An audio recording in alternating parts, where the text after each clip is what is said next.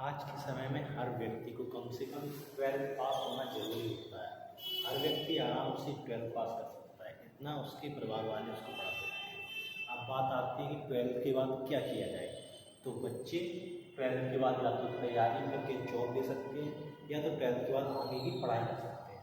यदि तैयारी करके आगे की जॉब लेना चाहते हैं तो किस क्षेत्र में जा सकते हैं। तो 12th के बाद हर क्षेत्र में ज़्यादातर क्लर्क या फिर असिस्टेंट की जॉब मिल जाती है। तो या तो आप आर्मी के लिए जाना चाहते हैं तो आर्मी की तैयारी कर सकते हैं।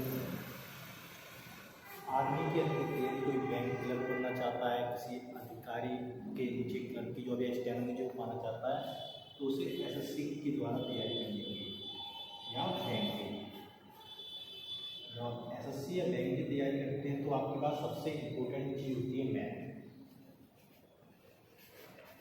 और एक होती है आपकी इंग्लिश।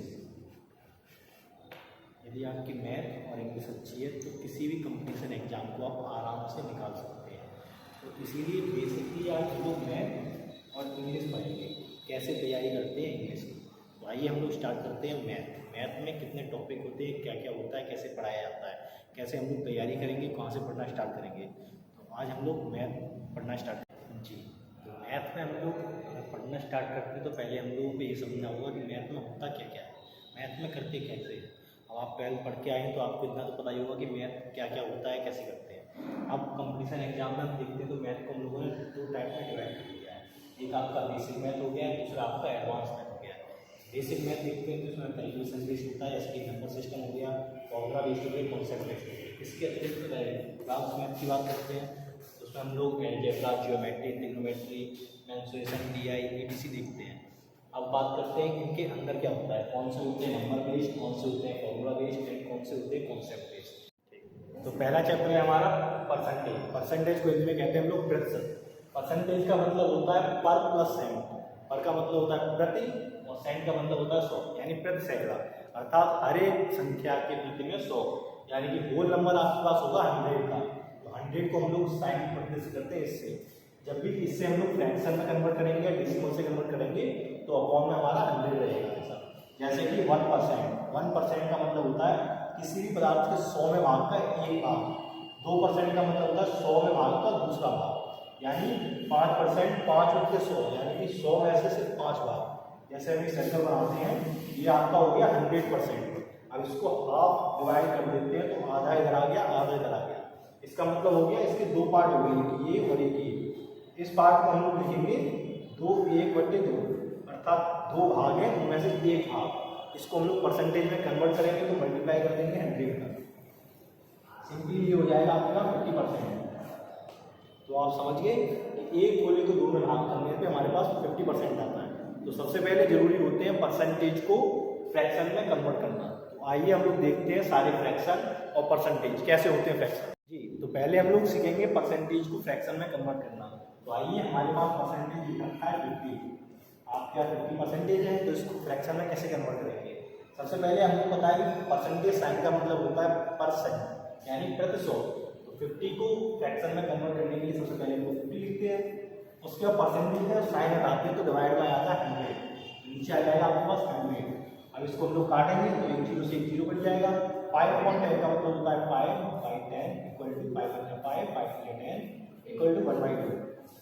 ये आपकी 50% की फ्रैक्शन वैल्यू आ गई, कितनी 1/2। ऐसे और भी फ्रैक्शन वैल्यू निकालेंगे, जैसे कि आपके पास ये रखा है 20%। अब आप 20% की फ्रैक्शन वैल्यू कैसे निकालेंगे। अभी हमने बताया है कि परसेंटेज के साइन को हटा के हम लोग नीचे से 100 लगा देंगे।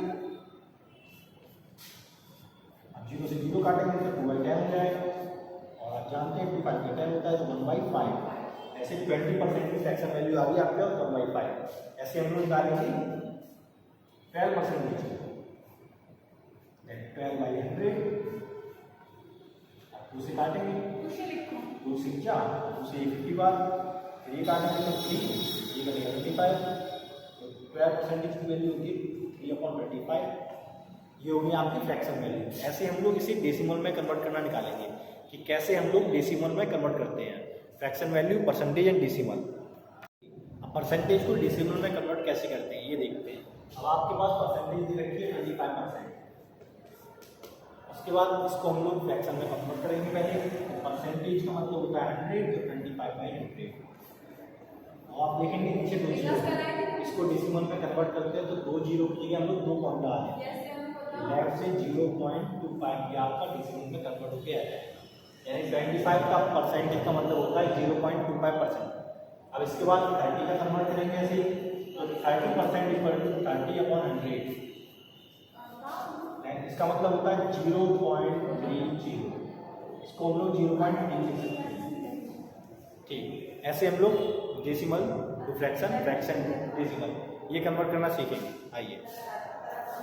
आइए हम लोग कन्वर्ट करते हैं फ्रैक्शन को परसेंटेज में। हमारे पास फ्रैक्शन दे रखी है 1/25, इसको परसेंटेज में कन्वर्ट करेंगे तो मल्टीप्लाई सिंपली कर लेंगे 1/25 मल्टीप्लाई बाय 25